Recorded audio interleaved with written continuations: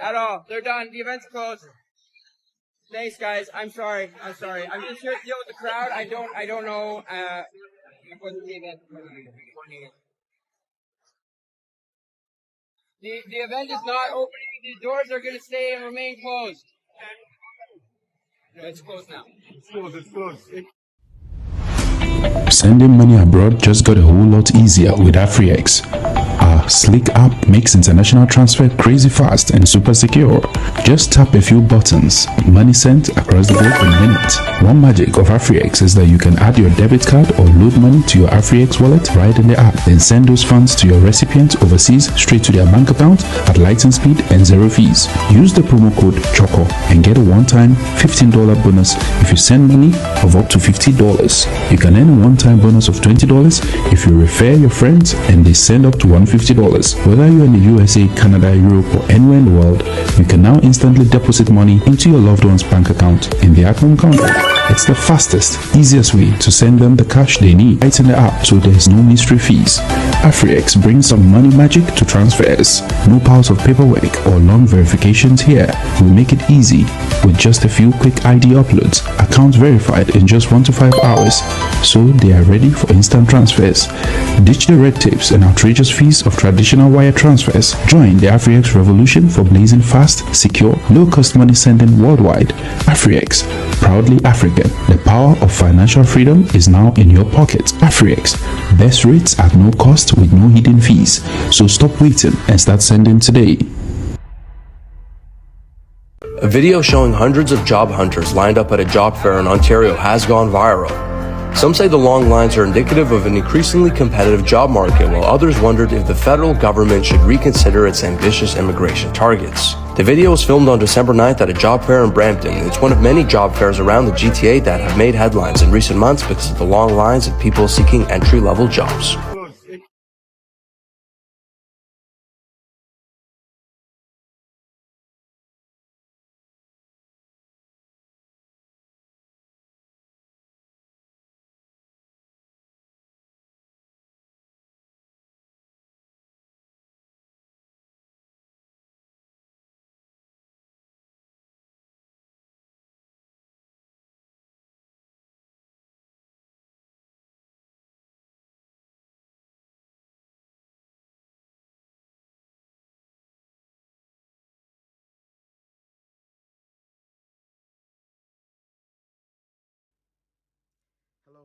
Hello, people. Welcome to Choco Millionaire. I am so happy to come here with you today on the first day of March 2024. Spring is just around the corner. Wherever you're watching from, you are most welcome. All right, so the video you saw there at the beginning is a slideshow of basically different videos highlighting job fairs that occurred in the last few days here in Canada. The very last one you saw there, some of you may not have seen the beginning part, but I'm hoping that when this video ends, since it's a live broadcast, you can go back and play from the beginning and see that.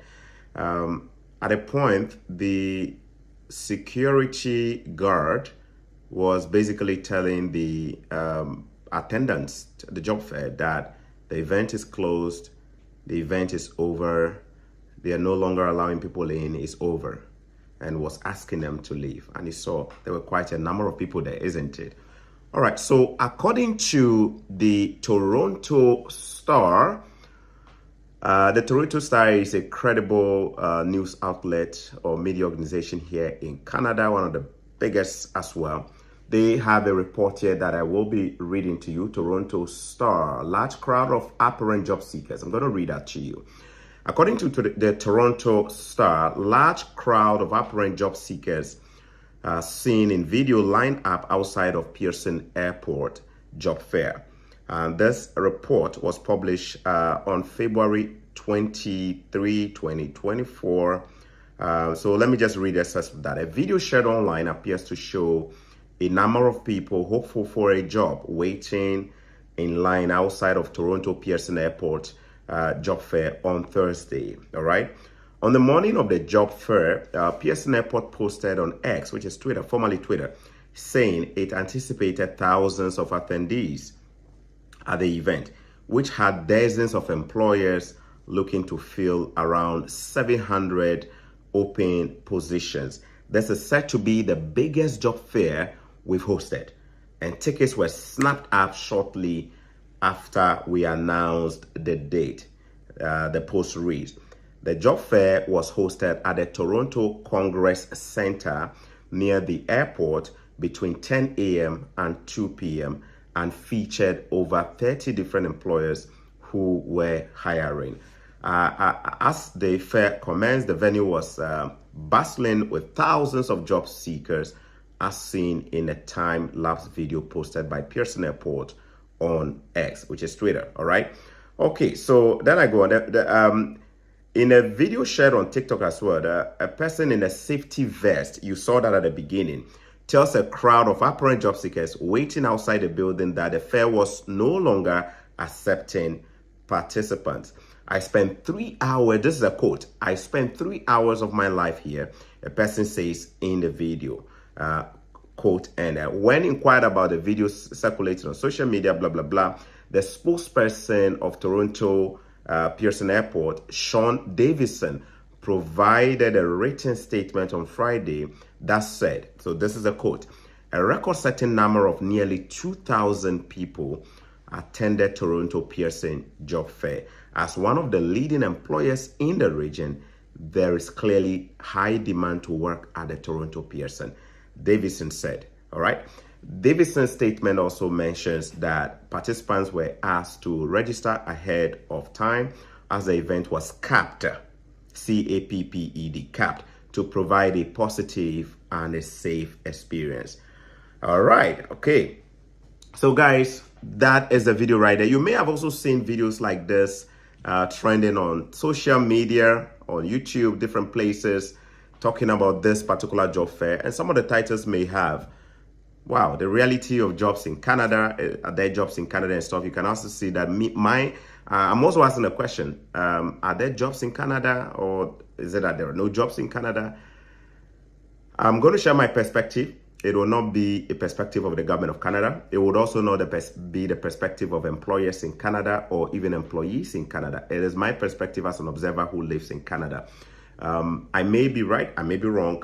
So don't take it too seriously. Feel free to do your own research after this. So are there no jobs in Canada? It depends on how you're looking at it. It depends on where you're looking at it and the different angles to it. So I can tell from my experiences and my observations that there is currently a massive pressure on jobs in Canada. There is a massive pressure on jobs in Canada. There are jobs, they are in different industries and require different sets of qualifications, but there is a high demand on jobs in Canada. Now, some of you may be wondering, really? But it looks like from what we are seeing here, there are actually no jobs. All right. If you say there are no jobs, that is your perspective. You win. No problem. There are no jobs. Okay. All right.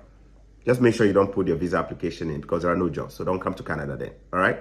Stay wherever you are. Just stay. In my perspective, the jobs are in different industries. Now, most of the jobs that have the most pressure in Canada are jobs that require almost no qualifications. Jobs that have very minimum entry-level requirements, like general labor job, factory jobs, call center jobs, working at a store. These are the jobs that have the most pressure on them because the requirement to enter into them is very low. And so therefore, a lot of people will easily grab those ones as starting jobs for their lives here in Canada when they come here. Now, majority of the people who are also looking for these jobs are mostly two categories of people, per my own observations and talking to people. They are mostly people who came on visitor's visa and may have switched from a visitor's visa to asylum seekers or refugees, and so they have work permits and now they're working. Now, remember that we received a record number of visitor visa holders in the history of Canada just in the last few months, right? The data shows that Canada received like a huge number of visitors. People got visitor visa. Majority came into the country, and you know a visitor's visa does not allow you to work, isn't it? But the truth is that majority have been able to, or most people have been able to change their status from being a visitor to something else. And the biggest area we are seeing most people move to is asylum. Asylum. And an asylum seeker is seeking protection in Canada. And if he's seeking protection, per the processes and the benefits that come with seeking asylum, they actually do get a work permit. Do you remember Mr. Boachi who passed away, who was shot recently? All right, the story suggests that he sought asylum as a visitor's visa holder. And he came in December or so, right? He had a work permit. So somebody came in December, sought asylum. By January, February, he already has a work permit. So Mr. Boachi, who came on a visitor's visa, will likely be out there also applying for jobs. So the point I'm trying to build is that most of the traffic is coming from visitors who sought asylum and have work permits and are looking for jobs. Because these are visitors who were originally given the visa to come into the country not to work. They were supposed to visit Canada and leave. But all of a sudden, situation has changed. Their status has changed. They are no longer visitors. They are now asylum seekers or refugees. And some of the benefits they get is that they get to work. They have given work permit. You understand what I mean? Now, the other aspect, this is where the most traffic is coming from. Now, there is also probably some countries that dominate the asylum industry or the asylum applications. I cannot mention Mexico because just yesterday, there was a big announcement on Mexico. Now, from 2016, Canada had a program in place that allowed certain Mexicans to come into Canada without needing a visa. They did not need a visa. So Mexico was enjoying like a visa-free entry to Canada. From 2016, 2017, thereabout. Mexicans could easily come to Canada. No need for visa. Visa requirements was lifted. But what happened? Yesterday by 11:30 p.m. Eastern Time Zone, EST, that requirement was lifted. Canada reimposed the visa requirement on Mexicans, certain Mexican nationals. Why was that the case? According to the data, many of the Mexicans who came, even though many came to visit as tourists and stuff like that, there was also a huge spike in the number of Mexicans who came in without needing visa and all of a sudden were seeking asylum. So the numbers were crazy for asylum seekers. Remember what I said, that asylum seekers will mostly get a work permit at some stage of the asylum process. So all these people then, boom, are all going to go into the job market and start looking for jobs. You see what I mean? That is why yesterday, the government of Canada reintroduced the visa requirement for Mexico. Just because they're looking at the volume of asylum cases and it's just ridiculous, it's too high. In fact, a particular province suffered the most, the province of Quebec. Francois Legault, the premier of Quebec, actually cried and pleaded with the government to actually consider imposing visa requirements on Mexico. Why? Because the asylum cases in Quebec was just ridiculously just not reasonable. So yesterday, 11:30 p.m. Eastern Time, Mexico went through, was slapped with the visa requirement. Now, the second aspect of it was that the United States also complained that Mexico was using Canada, not Mexico as a country. Some Mexican nationals was using Canada as a conduit to enter the United States. Remember, it's not easy from Mexico going into USA. But now that Canada has made it visa-free, some Mexicans will come into Canada visa-free, get their papers here, and then sometimes, whether you can call it smuggling or whatever, they find themselves in the US. Because now when you're in Canada, it becomes more easier to enter the US. So the United States all of a sudden was also seeing a spike in Mexican nationals from Canada who were coming into the US. So a lot of things happened, and then what happened? Yesterday, the visa requirement was reimposed. Right, that's one aspect. Of course, there are other countries that also dominate the asylum seeking. Turkey is also another country. In terms of Africa, there are also countries there, but Africa's number does not come anywhere close. The point I'm trying to make with the asylum case here is that most asylum seekers, if you meet them, will tell you, even though they are yet to go for their hearing, they are yet to have a judge make a decision, they have a work permit, and the work permit allows them to work. And all of this put pressure on the job market because these are people who came on visitor's visa and had no authorization to work, but all of a sudden have been able to get themselves into the system. The second aspect are also international students. With international students, there are different categories. There are those who come for school and then change their mind and say they're not going to go to school again. They're going to seek asylum. Eventually, they get a work permit, and then they are also able to work. Now, there are also those who come to school, stick to the going of the school. They are not seeking asylum. They are not doing any other thing. They are going to school. They register, they enroll, they're going to school. And then these students have the authorization to work. All right. As we speak right now, there are some international students who applied before December 7 or by December 7, 2023, and have been given authorization to work on limited hours whilst they are still enrolled in their program. Now, there are also those who applied after December 7, 2023, and they have only 20 hours to work off campus. So two groups of students, those who can work on limited hours based on the time they applied and are enrolled in school, and those who cannot work on limited hours because they applied after December 7, 2023. They can only work 20 hours while school is in session. Now, these students also will be looking for a job. Remember, most students rely on jobs to sustain themselves in school. It's a whole kind of thing on its own. Majority of students who apply for visas will say that they actually have the funds to study, but the truth is that they don't have the funds to study. They have to come here now and figure out ways to actually work to sustain themselves and also pay the fee. So it puts so much pressure on the job market here.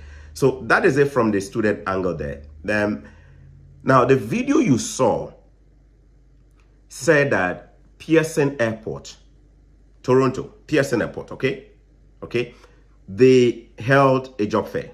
In fact, when the job fair came out, I saw it. It came to me. I wanted to do a video, but I just wasn't well. I wasn't well, so I decided not to do a video on the job fair. I was going to announce. In fact, if I had actually done a video on it, you can imagine the traffic. Because my platform has a huge following across board. So if I had done a video about this job fair before it was done, the traffic would have been more than what you're seeing there. I could have given them over 5,000 participants, isn't it? But thankfully, I didn't do a video on it. Even though I saw it in time, I didn't do no video on it because I wasn't well. But they still recorded 2,000 or so attendees, people who attended. But wait a minute, 30 different employers participated in this job fair. How many people were they going to offer the jobs to? 700 people. And the procedure was they publicized the job fair. Interested applicants had to register.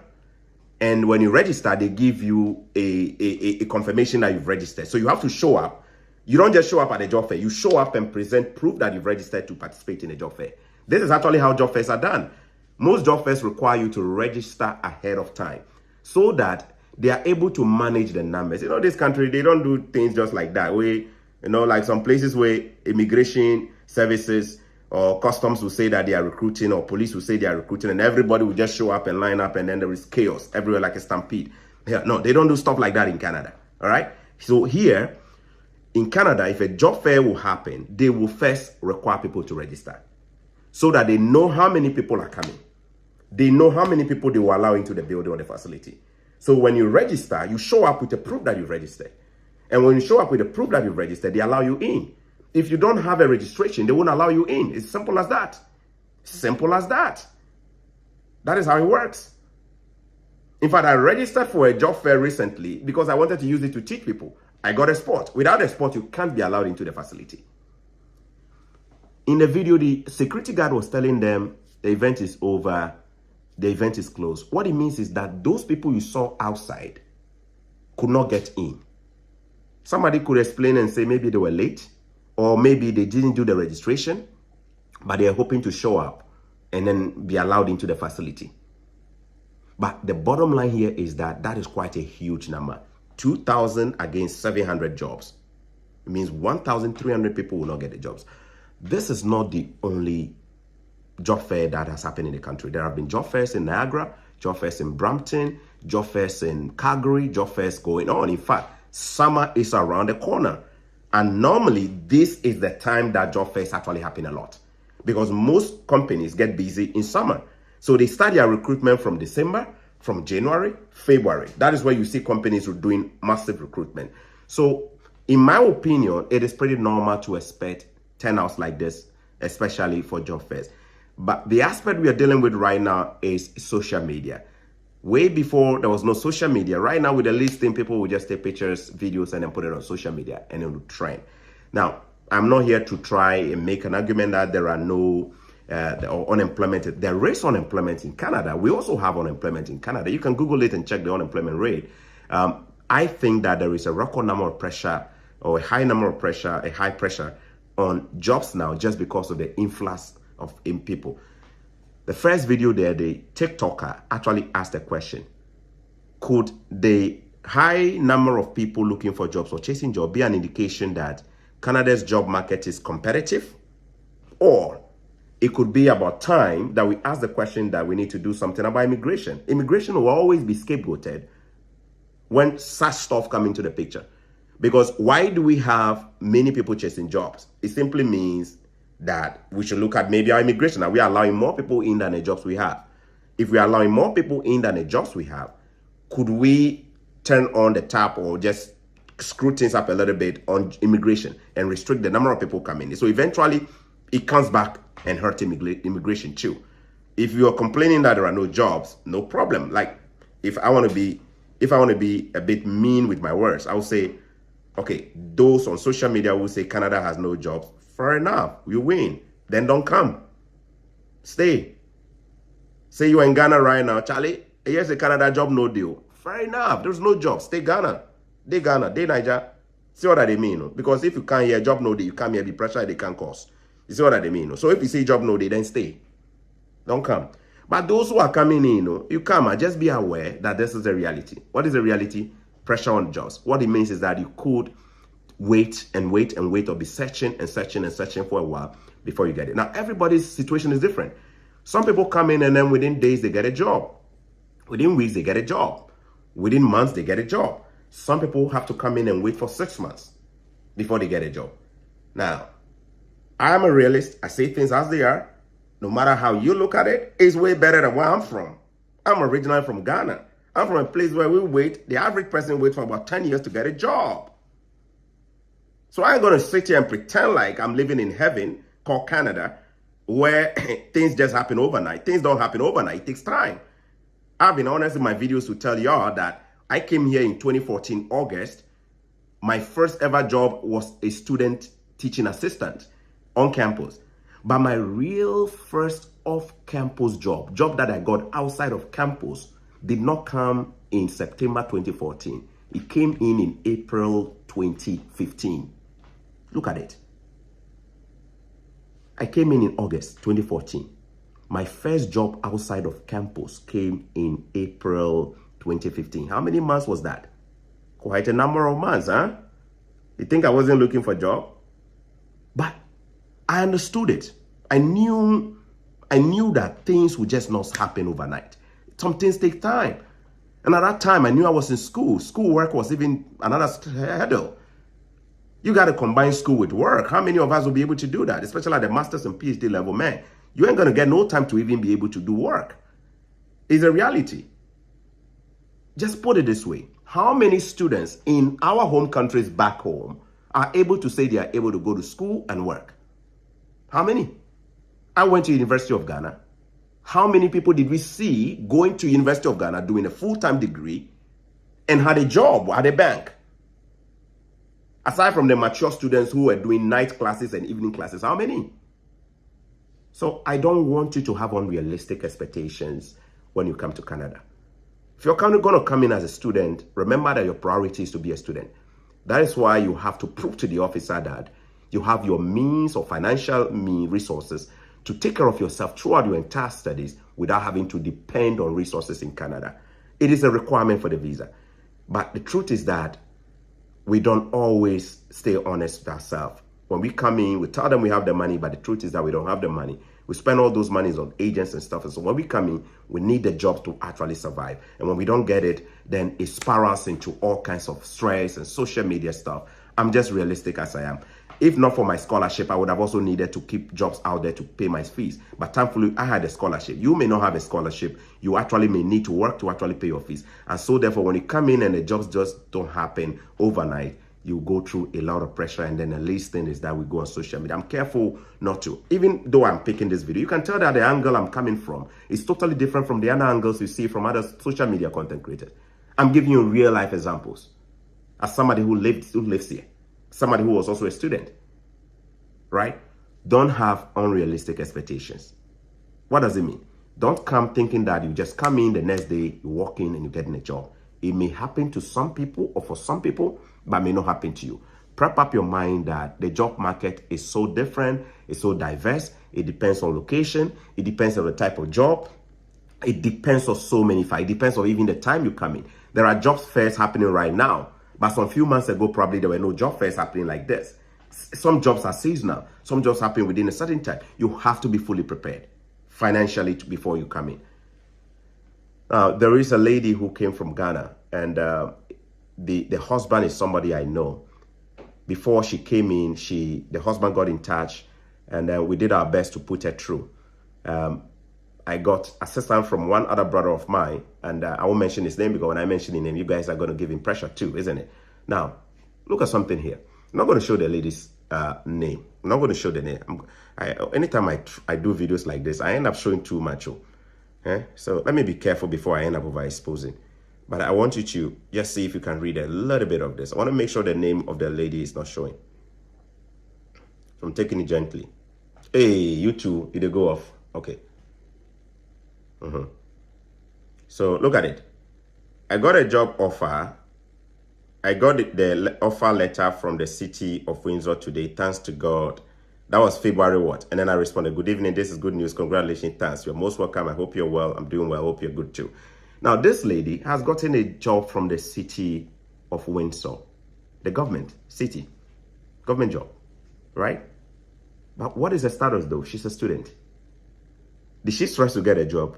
She didn't stress. Because before she go land, then Choco Millionaire connect them. Me, I know, and Windsor self, I know I never go Windsor self proper before. You see, but because I get some contacts, where the lady to in husband reach out to me, we connect. Before you go land self, we started connect them. In fact, before this lady go touch for Ghana, then me, I started connect them already on the ground. So I connected to brothers and sisters down in Windsor. I say, Charlie, I have a sister of mine coming. She will need accommodation. Can you help them? Boom, they sorted it out. She got accommodation. Then what's the next one? Job. So, okay, Charlie, government jobs are better. Apply. This is the time to apply. Apply. Deadline is this. She quickly applied. She followed the instructions. She got it. So when you meet this person right now and you tell her that you are not getting a job, her story will be different from yours. But the difference here is that she leveraged the connections and the resources she had. She knows somebody who is in Canada and knows the market. Now, that, by the way, I just have to be clear. This is not to tell you to reach out to me that you're looking for a job. I don't stay here looking for jobs for people. I'm not looking for pressure from people to come and tell me to go and find. I don't find jobs for people. I only do what my strength allows me. You are responsible to find your own jobs. It is you who needs the wisdom to build connections that will also help you to settle. I'm not giving anybody impression that when you come here, reach out to me, I'm going to find. I am finding people job here in Canada. Coming myself a day here and I get life. But the few who come our way, the few who get led to our way, we do our very best to help make their transition smooth. You can call it a soft landing, airport pickup, all these things, they are all part of it. Finally, the kinds of jobs that experience the most stress or chasing people after them are low skilled jobs. Low skilled jobs are jobs that require almost no education, jobs that require very little or no training, jobs that require no experience at all. These are mostly the jobs that have the highest number of people. And I think it's the situation almost everywhere in the world. Jobs that require no skill, sweeper, cleaner, factory, McDonald's, flipping burger, these jobs will tend to attract more and more people than the normal. What about the jobs that are high-end skilled jobs? Those jobs often do not get people. Notice that when you watch these videos, you hardly will see anybody say they are a software engineer and they cannot find a job. They are a programmer, they cannot find, or they are a program manager, they cannot find a job, or they train in this, they cannot find a job. Which one would you find? Mostly the simple jobs, the ones. So Sometimes it's also about our skill set. Somebody will come here today as a software engineer, and in no time they're already rolling. But when you come here with no skill, then you have to go and compete with everybody chasing the fewer jobs out there. What skill? Now, yesterday, I posted something on my channel, right? Permit me to read it. I posted something. I want to read this for. I think some of you may have seen it already. Permit me to read it, okay? This is from one of my followers who had a good news. Good morning, Choco Millionaire. How is the family? Trust you're doing fine. Choco, I want you, maybe I should turn it like this for all of us to read it together. Good morning, Choco Millionaire. How is the family? I trust they are doing fine. Choco, I want to sincerely thank you. God will bless you in abundance. You single-handedly brought me out of poverty. My name is, I have abbreviated the name on purpose because I didn't want to show. I'm from Bayelsa State, Nigeria. I was a fresh graduate with no hope in life. When I started watching your videos, I was into POS business, which is street banking in Nigeria, when I first saw your video on Facebook. I started following you on Facebook because it has always been a dream for me to leave Nigeria. I applied for a Canadian student visa. Okay, let me just turn it and continue from here. Okay. I applied for a Canadian student visa 2021. While I was waiting for the outcome, I went and learned how to operate. Listen to this. I want you to pay attention to this part here. It said, while I was waiting for the outcome, meaning whilst I was waiting for the visa and I was still in Nigeria, I went and I applied for, I went and I learned how to operate excavator. My first application got denied, meaning the first visa application got denied. Then I applied again and I got my visa in July 2023. I came to Canada on the 23rd of August 2023 as an international student. Okay, blah, blah, blah, blah, blah, blah. All thanks to your video with Nana Bafo. I watched that video more than 100 times. LOL. Things didn't go as planned. Listen to this part. I want you guys to listen to this part. Things didn't go as planned for my family to raise my tuition fee. So I had to, okay, all right. I got my work permit on 29th of November 2023. I got my first job, $18 per hour as a laborer. 3rd December, yesterday, 27th of February 2024, I got a job as a heavy equipment operator in a recycling company here in Edmonton. Starting salary is $28 per hour with a lot of benefits. Meanwhile, I was being paid 70,000 Naira monthly as a heavy equipment operator in Nigeria, which is less than $66. Senior man, you might not have been, you might not have an idea. Senior man, you might not have an idea how God has used and is still using you to change the life of young, ambitious, and dedicated Africans. There is still more of my story I would love to share on your platform someday to encourage people. Thank you once again. I appreciate my regards to blah, blah, blah, blah, blah. Canada is heaven to me. Yes, like that. Now, notice that almost everything I said is exactly what played out in the story. He came on a student visa. Things didn't go as planned. He had to change and move to step 2 or gear 2. Eventually, he did something and got his work permit. So we can conclude that he's no longer a student, right? He's no longer a student because he's got a work permit. He's not working. But he mentioned something. He said he learned how to operate excavator in Nigeria. When he came here, he got a job. Remember when he came in? He came in what? August 23. But by December, he got a job paying $18. So from August when he came, September, October, November, dude didn't tell us what he was doing there. We don't know. All we know is that he's unemployed in Canada. Maybe he didn't have a job at that time because he didn't talk about it. So 3 months, no job. Did he go on social media to make a video? No. Did he go on social media to cry wolf? There's no jobs in Canada. I don't remember him sending me an email complaining. But at least he's telling me in December he got a job paying him $18. That is nearly 4 months after his arrival, isn't it?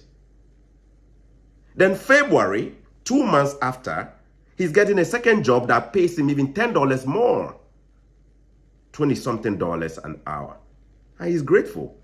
Why is he grateful? Because back home, he converted his salary that he was making, 70,000 naira for the whole month, and now he's making this. Well, that's another conversation we can have. Those of you who like to do the other comparison. But my point here is that life happens differently for different people. Canada is not heaven. He said Canada is heaven to him because he knows what he means. It could mean Canada means heaven to him because his situation is way better than it was before. He's just been grateful. But it may not mean that a place where there is no unemployment, we have unemployment. There is a record number of people in the country right now. Also remember that just about a year ago, do you guys remember? Just about a year ago, Canada was begging people to come and work. Do you guys remember that? Oh, under Sean Fraser, former Minister of Immigration. Canada had over 1 million jobs that could not be filled. The news was all over. Canada has over 1 million jobs. They cannot find people. Oh, how do we fix it? Companies cannot. No, let's go to Philippines and bring more nurses. Let's go here. Let's bring more people. Oh, we cannot. Okay, let's do something urgently. We have over 600,000 international students in the country right now. So they are only allowed to work 20 hours a week, isn't it? How about we take that restriction off and allow them to work unlimited? So what did they do? November 15, 2022, is that the date? 2022? November 15? The government took the restrictions off, allowing students to work unlimited hours. This was just November 2015, November 15, 2022. How many months ago was that, guys? A little over 1 year. So a little over a year ago, we were at a stage where we were the ones begging people to work. That for the first time, the government had to take off the restrictions on student hours. Students were only allowed to work 20 hours at that time. But the government all of a sudden had to take it off. Why? Because the data showed that there were many jobs that were not filled in so many industries. And it was hurting the Canadian economy, especially a country that is recovering from COVID, post-COVID. But down the line, here we are 1 year after the fact. And then we are seeing videos on TikTok. There are no jobs. All I'm trying to say is that we talk too much. When I say we talk too much, this is not a message to Canadians. For Canadians, the expectation is high. We expect our governments to do better. So for we Canadians here, we'll say that we expect more from our government. But I'm telling you this as a fellow African. You from Africa, before you start talking nonsense, I want you to start holding your own governments back home accountable too. How is the unemployment rate back home? Let's have conversation, brothers to brothers. What is the unemployment situation back home? When people graduate from school, we are not talking about unlearned people, people who have no education. We are talking about graduates, degree holding, master's degree holders. When they come out of school, how long does it take them to get a job? You and I know it takes people several years to get jobs, isn't it? Some people have to offer sex to get jobs. Some people all have to turn their bosses to get jobs. We are just so ungrateful. That's what I'm trying to say. We are ungrateful people who lack the comparison wisdom. How can I sit in this position today and be complaining about this country? This country that gave me the first real life opportunity in life as a human being. The first country to actually give me scholarship to come and study here, paid my fees. How can I sit here today and be ungrateful to this country? I want you to put yourself in my shoes. The first time I had somebody pay my fees without me having to worry about it was the government of Canada. I came and I did my entire graduate studies here without paying a penny. Not only that, gave me a job that paid me $33 an hour for the first time ever my whole life. You think I will sit on this platform and use my platform to demean this country? This country that gave me free medical care to do surgery on my penis and my body to give birth. You think I'll sit here and do? I say we have to be grateful, my people. Don't be part of those that are pulling things down. We should be careful what we ask for. We are coming from countries. Those of you in Nigeria watching me right now, what was the exchange rate last year in Nigeria? 1 Canadian dollar was trading at almost 400 naira just a year ago. What is the exchange rate today? 1 Canadian, the same 1 Canadian 12 months after the line is now trading at 1,400 naira. What is the rate of increment there? And we pretend like we are coming from places that are heaven.